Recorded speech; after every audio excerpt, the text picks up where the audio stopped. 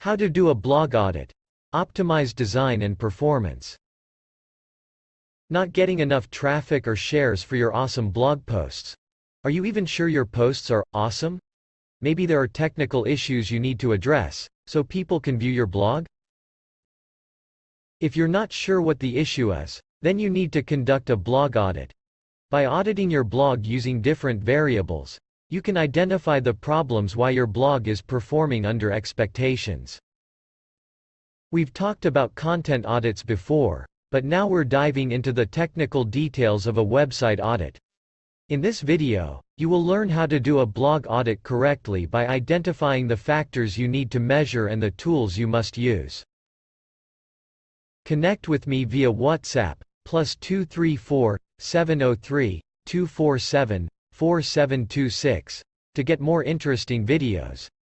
Please, to support our ministry, remember to like the video, and also find it in your heart to subscribe to our YouTube channel and then gently tap the bell to turn on the notification, so as not to miss out on the next videos.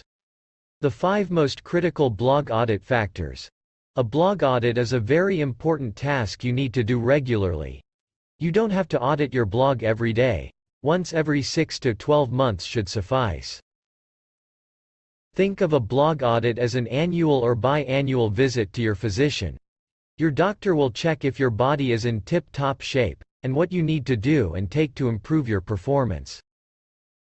The same applies to a blog audit. You analyze the best performing pages and why that's the case. You also check areas you need to work on, so you can generate more traffic and revenue. Below are factors you need to keep a watchful eye on when auditing your blog. 1. Branding. Your branding governs the blog posts you publish and the design you have on it. Taking all branding variables into consideration, you need to ensure that everything in your blog observes your branding guidelines. The colors you use must be consistent on all pages of your blog. The same goes with the style, font, face and size, and even your logo. A comprehensive brand audit may be too overbearing if you have a small blog. For starters, you can check your blog's Google Analytics data for the following metrics. Dwell time. The average time of visitors in all your site pages. There are lots of variables that account to how long your visitors stayed on your site. From a branding perspective, your blog's appearance and look may play a huge part into the visitor's length of stay. Bounce rate. The average % of people who visited your blog and left without visiting another page. Traffic sources. The sites that referred traffic to your blog. You will see here different sources such as Google Search, social media, Facebook, Twitter, and others, and direct traffic, people who typed your blog's URL on their browsers. As mentioned, these variables are not fully indicative of your blog's performance. It's possible that your content played just as huge a part in the figures from these factors. More on this later. However, these provide relevant data to help you assess your blog's brand. You may try changing colors, fonts, themes, and logo designs to see if your metrics improve. For example, your dwell may increase if you mix up your colors. Try to make gradual changes, and see how it affects the overall performance of your blog. 2. Basic pages, about, terms of services, privacy policy, etc.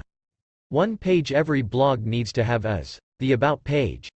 This is where you introduce what your blog is about to your audience. Some talk about who they are and the reason they blog on their About pages. However, as one of the most visited pages of any site or blog, you need to write more than that on the page. If your About page isn't drawing enough traffic and has a short dwell time, then you must add calls to action on this page to increase its engagement rate. Below are elements you can add on this page. A sign-up form to your email list. Links to your social media profiles they can follow. A feed to your latest blog post's mission statement and blogging goals.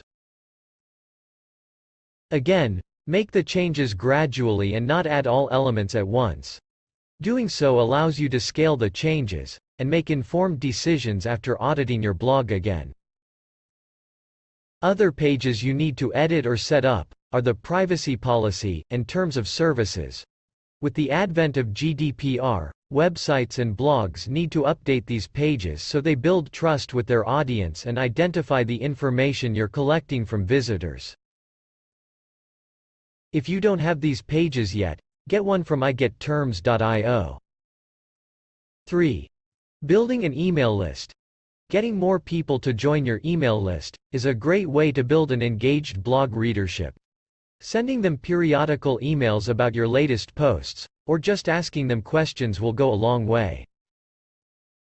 However, the real challenge is getting more email subscribers to your list. It's not as simple as adding sign-up forms here on your blog. You need to place them at the right place, and have them appear at the right time on your blog to build your email list quickly. You also need to offer lead magnets to give them an incentive to join your list.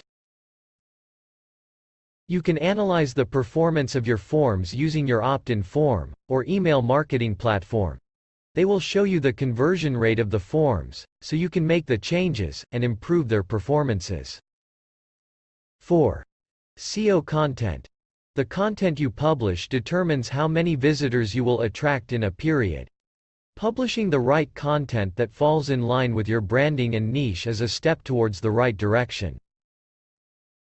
The next step is developing and implementing a sustainable SEO campaign using valuable content that search spiders find irresistible. To do this, you need to find the right keywords for your blog. Unearthing keywords with high search volume and low competition is the holy grail of SEO. There are plenty of tools out there to help you with this, but Ubersuggest is a great one that happens to be both powerful and free. For more information on this tool, check out our Ubersuggest review that dives deeper into the details of how it works. Once you've gathered the keywords, it's time to assign them to pages you've already created or create new ones. The goal is to create optimized content for your blog and get them to rank on the top page for their keyword. Doing so will help you attract more traffic to your blog. Your Google Analytics will show your blog posts with the most traffic. If you haven't optimized them yet for their right keywords, now's the time to do so. To help you keep track of your optimization process, use a tool like Yoast SEO for WordPress users, or WebTexttool so you can measure how optimized your pages are. Using the latter tool, you can also track their ranking on organic search and see whether they increase or decrease in the future. 5. Social media engagement. One way of driving more traffic and increase engagement on your blog is encourage readers to share your post. To make this happen, you must make sharing your posts easier for readers. Installing social media buttons that appear on every post will help tremendously. Once readers click on the button, your blog will prompt them to their social media of choice with the title and the URL of the post ready for sharing. Tools like Sumo and ShareThis allows you to build and customize the buttons that will appear on each page. You can then monitor the number of shares each post generates, to see your most popular posts on social media. Using this information, you must take care of these engaging posts of yours by updating them regularly and reshaping them again to your network.